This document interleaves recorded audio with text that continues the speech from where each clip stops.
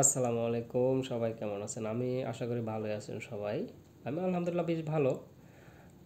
Actually আমি তো অনেক হ্যাপি যখন নাকি আপনারা যে আন্দোলন করছেন, আন্দোলন সাকসেস হয়েছেন, আলহামদুলিল্লাহ খুব ভালো।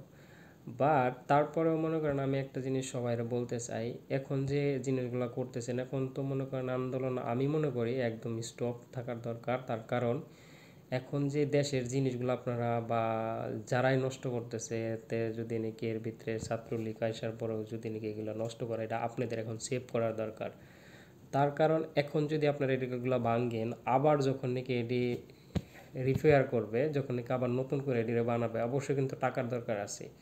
সো এই টাকাগুলো কার ফান্ডে থেকে যাবে? আপনার আমার এই ফান্ডে থেকেই যাবে, তাছাড়া আর কারো কাছে যাবে না। সরকার টাকা কই থেকে পায়? আমাদের আর আপনাদের কাছ থেকে টাকা নিয়ে তারপরে এরা কাজ করে। সো আমি চেষ্টা করব, আমি মানে সবার কাছে রিকোয়েস্ট করব যে এদের সরকারের জিনিস হোক, এখন মনে করবেন সব আপনাদের নিজের জিনিস।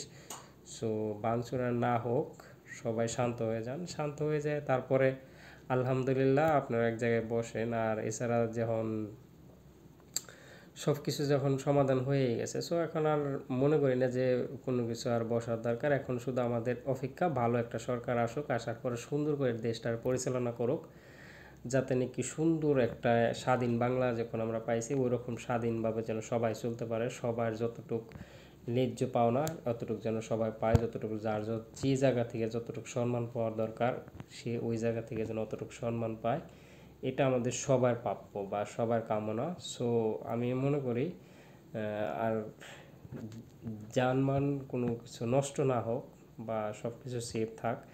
আর অ্যাজ এ নর্মাল পাবলিক হিসেবে যদি আপনার সামনে কোনো কিছু দেখেন, এটা রং হইলে রং, বাট এখন যদি নাকি সব কিছু